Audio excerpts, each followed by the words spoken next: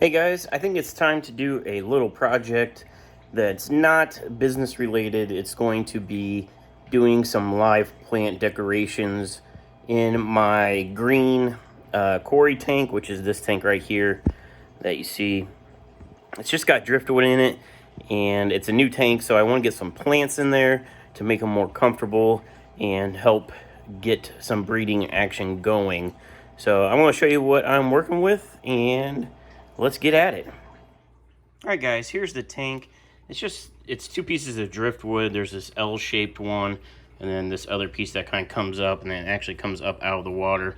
This used to be a saltwater tank. I had a couple of clown fish in here, some little Nemos, but it was a lot of work maintaining a nano salt tank, so I really just didn't enjoy the tank after about a year of having it. So I sold off the fish, and there's 6 emerald green corys from Ohio Fish Rescue in here, and they are breeding size, so I don't know if I for sure have a breeding pair or anything like that, but I want to test them out.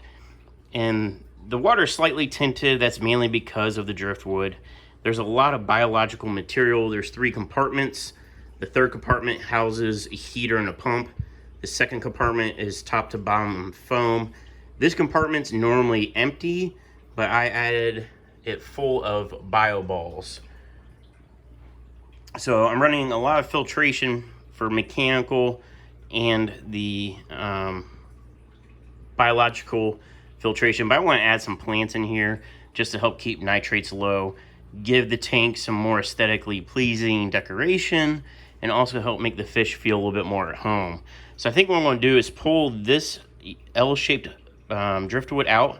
I'm thinking of putting anubias going up this, maybe 2 or 3 plants or so, and then I'm also going to finally use the 3D printed bonsai style tree that's really for just moss. I think I'm going to go ahead and put that on the back side of this and let it grow and see what happens with it.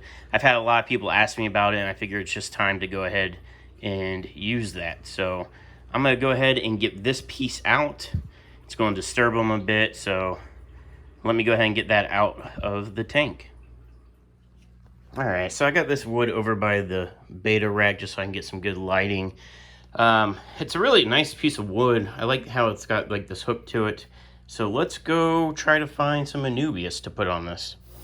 I guess one of the nice things about having the fish room is I kind of have the pick of what I want to scape this tank with. I might actually do some Java fern with it too. I got some Java fern up here floating, so maybe Java fern on top of the wood might look nice.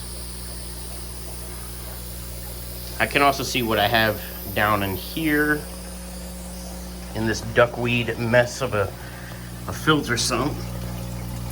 So this is nothing but duckweed, which I'm fine with. I mean, I don't like duckweed, but being that this is a sump to just remove nitrates, it's totally fine.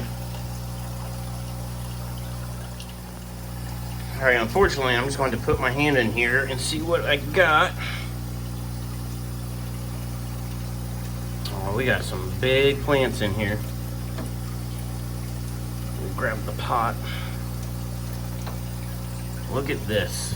This is one plant I started with in this pot. Granted, it's covered in duckweed, so I need to take this to the sink and rinse it off.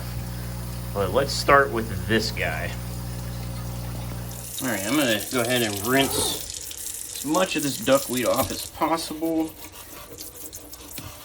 because I despise duckweed. It's very beneficial. I just don't like looking at it. But look how big this anubias got. That rhizome's just growing, and this plant sits under 100% coverage of that duckweed. Now there's a light that sits on that rack 24 hours a day. So look how good this plant's growing. Look at that rhizome. It's getting pretty long.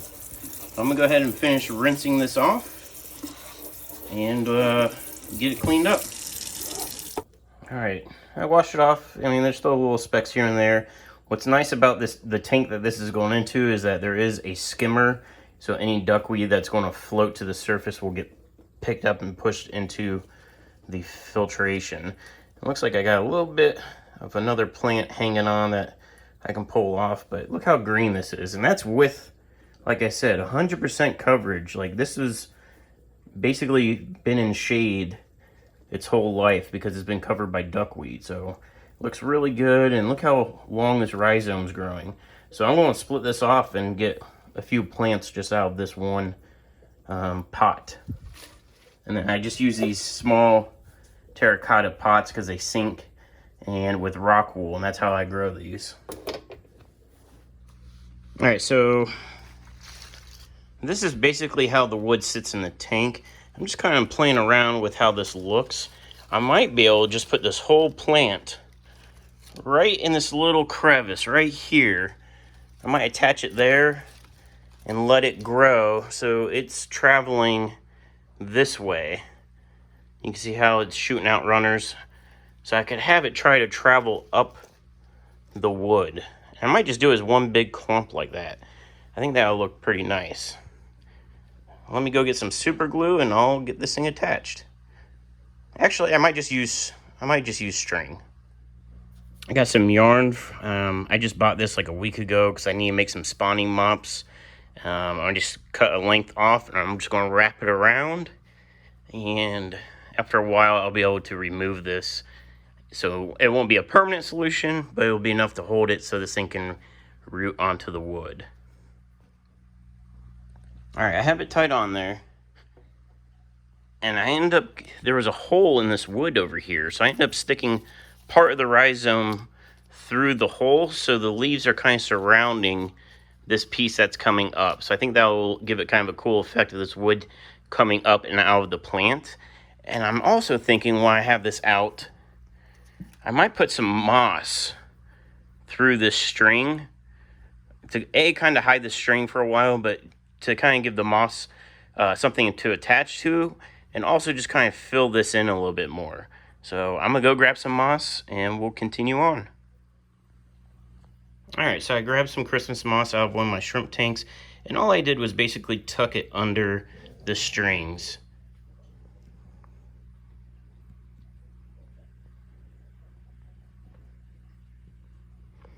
And then Christmas moss, it'll grow upwards towards the light. So once, getting sales. Once, this kind of establishes, it'll start growing upwards. And hopefully it will kind of go that direction. But I think this will be a start to getting some plants in this cory tank. And I'm going to go ahead and put it in and see how it looks, I guess. All right, so it's back in. I rearranged the original piece that came up and over. I ended up kind of putting it over here to kind of create more of a cave-like feel. And you can see they're already digging this new setup. They're all kind of hunkered down under there. And I just went ahead, I didn't have a light on this. This Fluval C comes with a hood and a really powerful light that's specifically made for saltwater and growing corals. It would be probably too blue of a light. It would probably work on this anubias, but it's actually really powerful. So I'm assuming I'll probably get a lot of algae growth with it. So I wanted something low light, nothing overpowering. And I do carry all the Phoenix stingrays. I could have put a full stingray on this, but I decided to go with the clip-on. These are great for small tanks or even little bowls. They do clip on rimless or rim tanks, but it's not overpowering light. It's very subtle, and I like it because it's just enough light to cover the anubias, but still keeps the tank with some shadows and stuff. It's not overpowering.